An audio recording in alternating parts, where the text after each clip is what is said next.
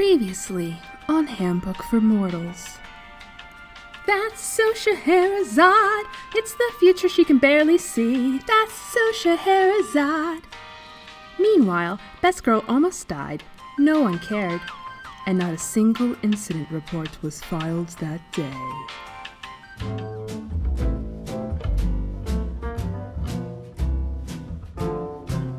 The chapter starts with another little time jump to the next night. The crew, minus Sherry for some reason, is out at a local dive bar to celebrate Drew's birthday. Who is Drew? Some audio guy, as far as I know. It doesn't really matter. We're also back in Sherry's all-seeing eye perspective.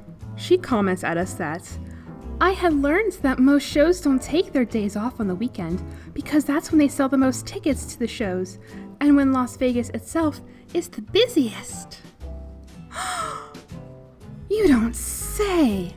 Oh, you know, I just learned recently that my state fair and local fall festival are only on a weekend because that's when they'd also sell the most tickets.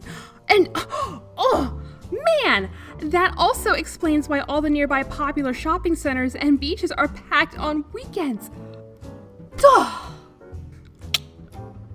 Look at you, Detective Barbie, solving all the hard-hitting mysteries out there. Max, brooding over at the bar, still shook over his last talk with Sherry, and not the Sophia slip-and-slide incident, funny enough. The conversation he had had the night before with Zaid was still tossing around in his head. So, wanna tell me why Sherry's referring to herself in the third person here? 'Cause she just referred to herself as I, not a page ago. Consistency, girl. You need it. Best Girl Sophia approaches with an extra beer. She says she's learned her lesson with the whole no harness equals certain death, not remotely shaken up by the whole ordeal whatsoever, and the two sit in awkward silence. Mac internalizes whether Sophia's got an ulterior motive or not. Then he asks her where Spellman's at, 'cause she's usually his third appendage. She's like, "Yeah, I prefer not to leave the comforts of his arm, but Charles doesn't go for the local bar scene," in a rather snobbish tone. Then Max suddenly recalls that, oh, yeah, of course, he gets awkward in genuine social settings, I get it. And the girlfriend of the guy they're talking about's all like, what? Mac explains, premieres, press events, those are fake social settings. Everyone's pretending, and that's what he knows how to do. Real friends celebrating someone's birthday, that's genuine. He doesn't know how to do that.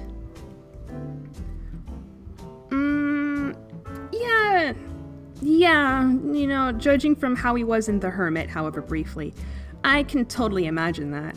I mean, would have been great to actually arrive at that conclusion on my own after reading more of him. But, you know, just go ahead and tell me. That's fine.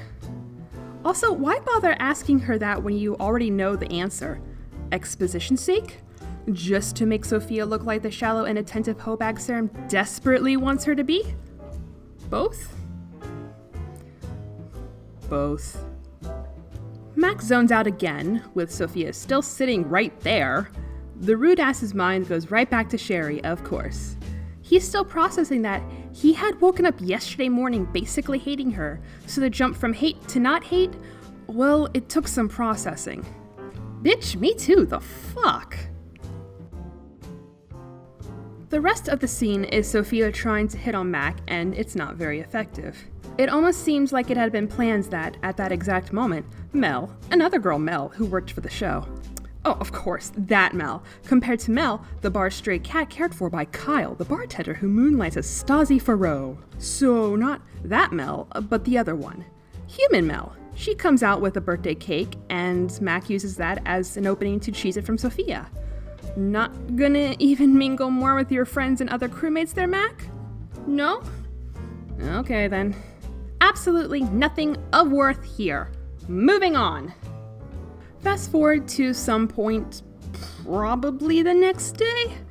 We're back with Sherry as she's rehearsing the dive from her audition once again. She's reveling in the water's, embrace. Max waiting for her when she gets out all smiley and shit. Sherry informs us that ever since the Sophia incident, Max started being nicer to her. It hadn't been an overnight thing, but over the past few weeks, he seemed to have slowly become sweeter to me.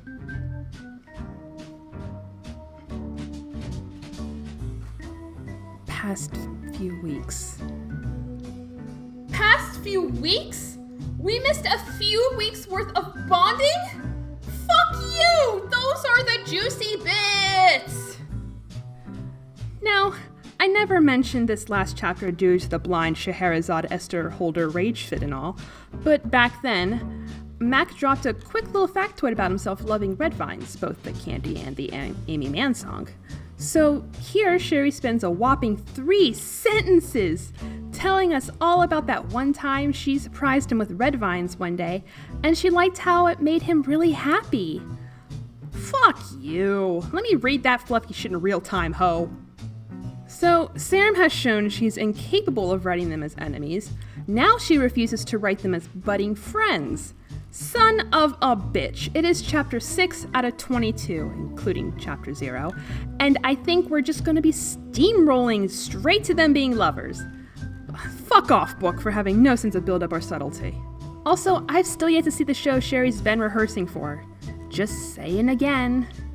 Sherry tells us how their relationship got better, and she so wishes she could just tell him her magical girl secret, but she just can't for reasons. Though I am curious if there would be actual consequences should that cat vacate the bag. I really do wonder.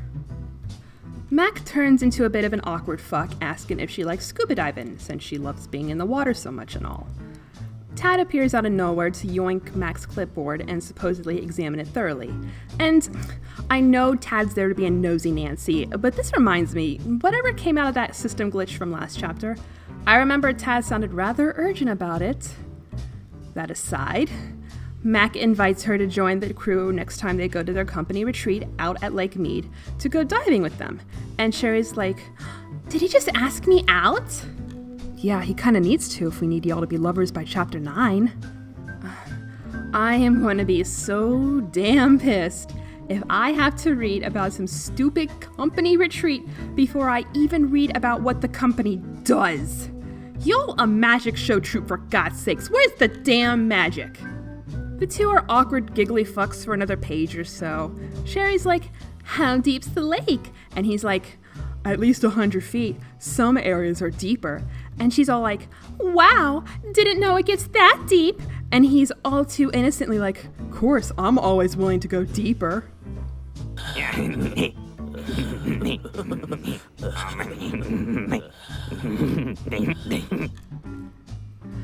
She agrees to go with them and chooses it. Scene ends and we switch back over to Third-Eyed Mac.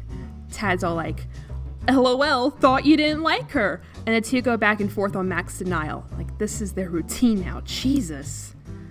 During one of the book's dissociated periods, Tad apparently asks Sherry if she was single, and taunts Mac that it's just a matter of time. He bets that Sherry and Mac will be sucking face by the end of the year.